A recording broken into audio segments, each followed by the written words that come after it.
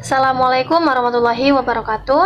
Nah, pada kesempatan ini saya akan memaparkan tugas pada pemilihan jurnal. Nah, di sini saya memilih jurnal yang berjudul Pemberdayaan Ekonomi Masyarakat Sekitar Bantaran Situ Gintung dari jurusan Pengembangan Masyarakat Islam di Universitas Islam Negeri Syarif Hidayatullah Jakarta. Nah, langsung saja pembahasannya. Pemberdayaan ekonomi adalah kekuatan individu atau kelompok dalam memenuhi kebutuhannya dari produksi dan distribusi barang untuk mencapai kesejahteraan. Nah, atas dasar itulah peneliti ini melakukan penelitian terhadap masyarakat sekitar Bendungan Situ Gintung dalam memanfaatkan bendungan sebagai penunjang ekonomi masyarakat sekitar. Nah, masuk ke pendahuluan.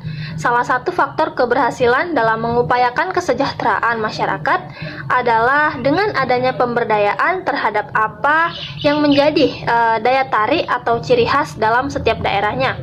Nah, seperti halnya dengan penelitian yang saya bahas ini, yaitu pemberdayaan ekonomi untuk masyarakat sekitaran Bantaran Situ Gintung yang berada di Kota Tangerang Selatan. Nah, pemberdayaan adalah suatu cara dengan mana rakyat atau organisasi dan komunitas diarahkan agar mampu menguasai atau berkuasa atas kehidupannya. Sedangkan secara definisi bahwa aktivitas ekonomi terjadi bila mana masyarakat mampu memproduksi barang serta mendistribusikan kepada masyarakat yang lain untuk memenuhi kebutuhannya.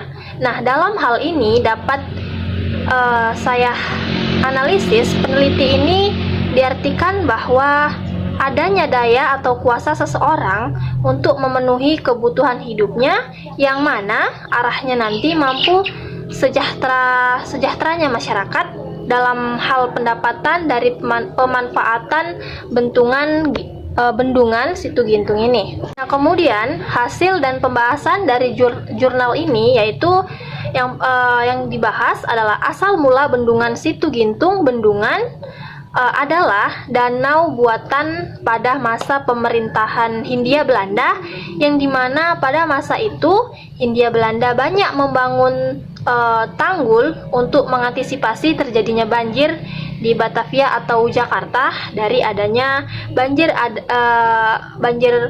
supplier air dari Sungai Cisadane. Selain itu juga tanggul ini dimanfaatkan untuk pengairan sawah dan pertanian. Namun seiring pesatnya pertumbuhan dan padatnya penduduk menjadikannya sebagai objek wisata bagi masyarakat sekitar sampai saatnya ketika tanggul ini atau bendungan ini jebol pada tahun 2009. Nah, akibat tidak kuatnya menahan tekanan pembangunan pada area Bendungan Situ Gintung itu. Nah, sampai akhirnya diperbaiki dengan bangunan yang lebih baik dan kokoh untuk menahan debit air yang sampai saat ini masih tetap kuat bertahan. Nah, kemudian pada jurnal ini, kegiatan ekonomi masyarakat Bantaran Situ Gintung jika dilihat dari respon dan masyarakat yang melakukan usaha pada area Situ Gintung itu baik untuk pendapatan utama atau sebagai pendapatan sampingan. Nah, sudah cukup bahkan lebih dari cukup memenuhi kebutuhan baik untuk kebutuhan utama atau untuk menambah kebutuhan yang lainnya. Sehingga dalam makna berdaya secara ekonomi sudah mampu dan mencukupi serta kesejahteraan masyarakat cukup terpenuhi. Nah, walaupun kondisi pendapatan sempat menurun pada masa awal-awal pandemi, akan tetapi semakin hari dan ke depan sampai sekarang mulai berproses ke tahap stabil. Nah, meskipun secara berdaya hanya mampu memberdayakan secara individu atau mempunyai kuasa dalam meningkat ekonominya sendiri dengan adanya potensi Bendungan Situ Gintung. Selanjutnya, peningkatan ekonomi dan kualitas Bendungan Situ Gintung pada jurnal ini yaitu Bendungan Situ Gintung itu adalah objek wisata umum yang dikelola secara langsung oleh pemerintah daerah Tangerang Selatan dan diperuntukkan oleh masyarakat sekitar. Nah, maka makna pemberdayaan ekonomi sebenarnya berbeda-beda. Berbeda-beda penjelasannya. Yang di atas yang hanya mampu, ada kuasa atau daya pada individu saja. Nah, namun aktor yang mampu menggerakkan secara bersama untuk meningkatkan kualitas bendungan Situgintung yang pada akhirnya mampu meningkatkan ekonomi atau pendapatan masyarakat sekitar secara merata. Nah, kesimpulannya, jika saya analisis pada jurnal tentang pemberdayaan masyarakat, pemberdayaan ekonomi masyarakat pada bendungan Situgintung ini adalah kesimpulannya, bendungan Situgintung adalah danau buatan yang telah ada semenjak masa kolonial Belanda, baik untuk mencegah banjir dan dimanfaatkan untuk pengairan sawah atau pertanian.